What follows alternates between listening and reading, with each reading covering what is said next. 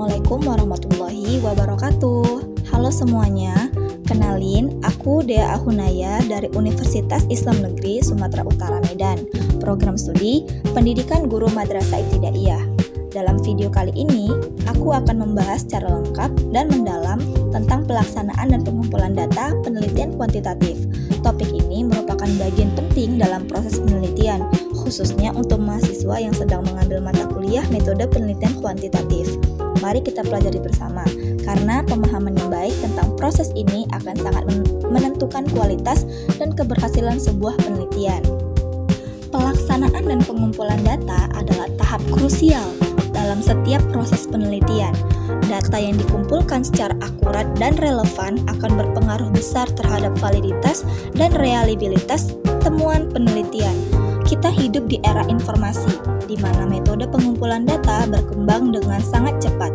Peneliti kini bisa menggunakan berbagai teknik seperti survei, wawancara, observasi, hingga dokumentasi.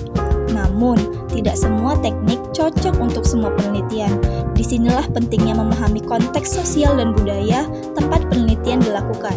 Di Indonesia misalnya, kepekaan terhadap norma dan budaya lokal sangat penting agar proses pengumpulan data bisa diterima oleh masyarakat. Selain itu, peneliti juga harus mengantisipasi kendala seperti waktu, biaya, keterbatasan teknologi, bahkan cuaca. Semua tantangan ini membutuhkan strategi yang matang dan adaptif. Kita masuk pada materi pertama, tahapan pelaksanaan penelitian.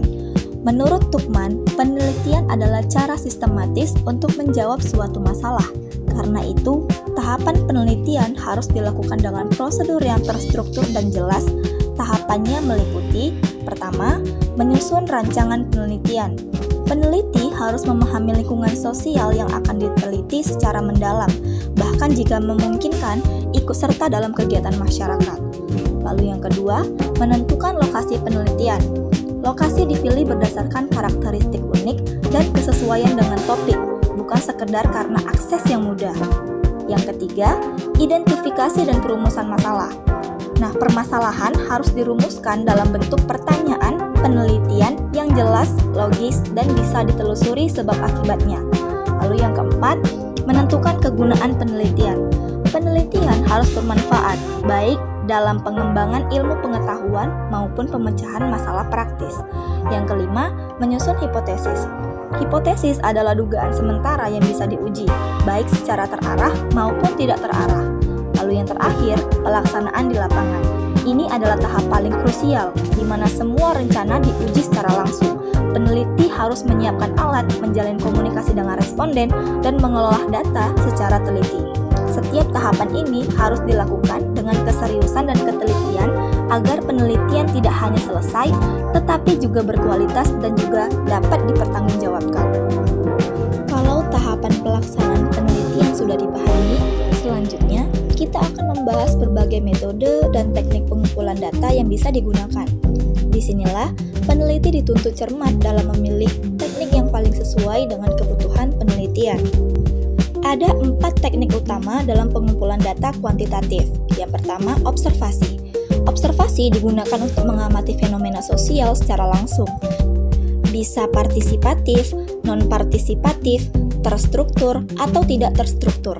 Misalnya, peneliti bisa ikut dalam kegiatan masyarakat atau hanya mengamati dari luar.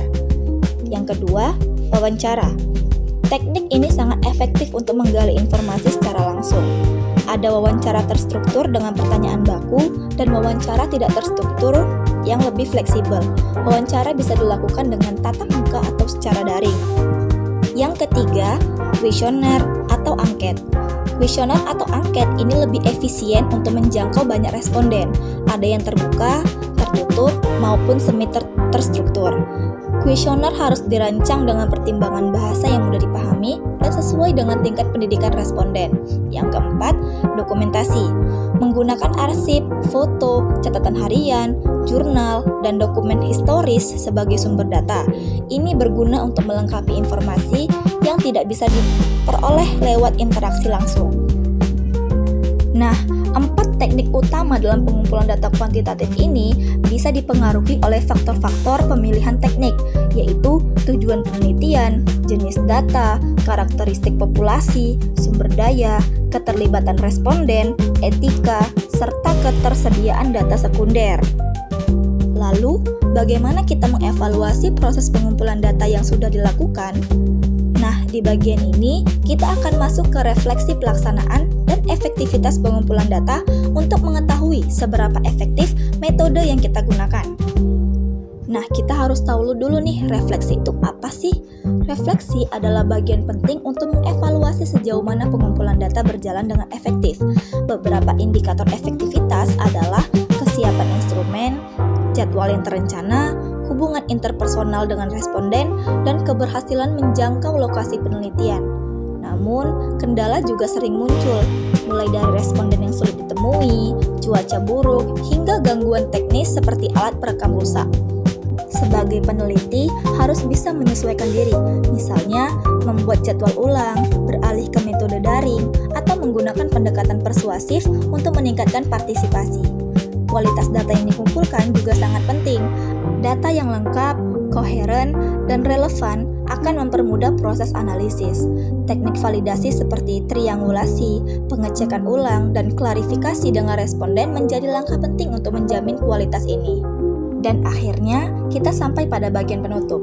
Di sini, aku akan menyampaikan beberapa kesimpulan penting dari pembahasan yang sudah kita uraikan bersama.